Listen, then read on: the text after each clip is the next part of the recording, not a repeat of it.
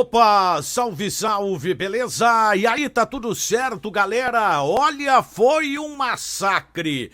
Placar de Copa do Mundo. E lembram quando eu falei sobre a cartilha?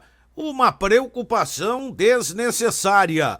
Mas antes, o nosso conteúdo tem o apoio da Orro Mister Rai, é quem cuida da saúde dos meus olhos. Linha própria, tá aqui a minha armação da Orro, os melhores laboratórios. Esta é uma lente Transitions Varilux. E para você também que quer óculos de sol, Orro Mister Rai Shopping Iguatemi, tá aqui o contato da galera. Manda um WhatsApp, fala com eles, dê uma conferida no Insta, no site, enfim, chega lá na loja do Shopping Iguatemi. Gente, foi um banho de bola, né? Foi um banho de bola e era algo que o Internacional realmente estava precisando. Que era aquela atuação de uma superioridade em relação ao adversário, mas que essa superioridade também se convertesse em placar. O Inter, por exemplo, fez bons jogos contra o Fluminense, mas não conseguiu traduzir a sua qualidade no futebol apresentado em placar. O clássico Grenal, em que o Internacional foi muito superior ao Grêmio, se pegar apenas o placar, ele não traduz o que foi o jogo. Mas nessa partida contra o Santos, o Inter que veio de uma derrota para o Bahia, em que realmente jogou muito mal e foi o merecedor do resultado ruim, o Inter fez uma partida perfeita. Mas é um jogo que fala muito sobre o Inter, mas diz muito sobre o Santos, que caminha a passos largos para o rebaixamento. Um time muito ruim tecnicamente, mas isso não desmerece o que fez o Internacional.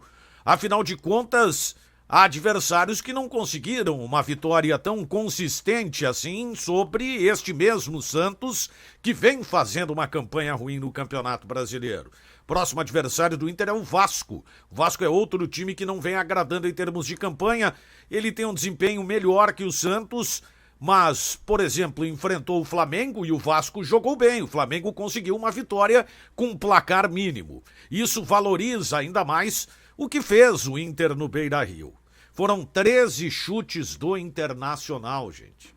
O Inter fez 7 gols, 3 chutes interceptados, 3 chutes para fora, 7 no gol, quer dizer, o aproveitamento do Inter realmente foi muito alto. O Internacional melhorou a sua estatística em termos de gols marcados. Hoje ele não é mais o pior ataque do Campeonato Brasileiro e era o tipo de vitória que o Internacional precisava por tudo que vinha acontecendo nestes últimos jogos, principalmente a eliminação na Libertadores da América e uma preocupação que eu entendia de certa forma demasiada, embora matematicamente o quadro estava ali pintado de uma aproximação do Inter na zona de rebaixamento. Eu defendi a tese aqui, e não é de agora que eu estou falando, não há nenhum oportunismo em relação a isso, que o Internacional não cairia para a segunda divisão, porque eu entendia que, geralmente, quando um time cai, são poucos os casos em que prevalece apenas a condição técnica, há uma cartilha, como problemas de vestiário, o treinador cujo discurso os jogadores não compram mais, a relação entre os atletas não sendo positiva, a relação com os dirigentes, salário atrasado, desorganização, enfim, e eu não estou vendo isso no Inter. E quando começou esse papo muito forte de que, olha, o perigo está aí, claro que o Inter teve um ano complicado, se viu obrigado a trocar de treinador, obrigado a contratar jogadores que acabaram chegando apenas no meio do ano, a necessidade de priorizar uma Libertadores da América, mas o Internacional, ele tem a capacidade, inclusive, de fazer uma campanha melhor. E não está fazendo porque algumas mudanças elas vieram tarde no cenário que o Internacional estava enfrentando. Pois o Inter fez 7-1 no Santos e olha que poderia ter feito mais. E uma atuação em que não dá para dizer que o Inter jogou com a corda esticada, mas ele esteve perto disso. E esta é uma virtude do Inter. E se pegarmos inclusive o time bastante modificado, que no Campeonato Brasileiro chegou à segunda colocação, o Internacional ia bem por jogar com a corda esticada e o momento do Inter ele se deveu também ao fato de dar atenção apenas a uma competição que era na ocasião um Campeonato Brasileiro, que é o que também está acontecendo agora, depois do Inter ser eliminado na semifinal da Libertadores da América. Por isso que eu não via o Inter com risco de rebaixamento, mesmo que a pontuação pudesse indicar outra coisa. O importante é que o Inter teve, claro, um adversário frágil, mas o Inter teve a apresentação da superioridade que ele tem em relação ao Santos dentro de campo, coisa que às vezes não acontece, não flui, mas foi totalmente diferente. O Inter um time com intensidade, o Internacional um time mais efetivo, tendo uma série de jogadores que acabaram se destacando, claro, sem falar do Alan Patrick, que ao meu ver foi inegavelmente a melhor figura do Internacional. Isso também sinaliza o fato do Inter estar, quem sabe, com uma situação de obrigação para buscar um jogador que possa ser o reserva do Alan Patrick na próxima temporada, quando o Alan Patrick não puder jogar, por exemplo.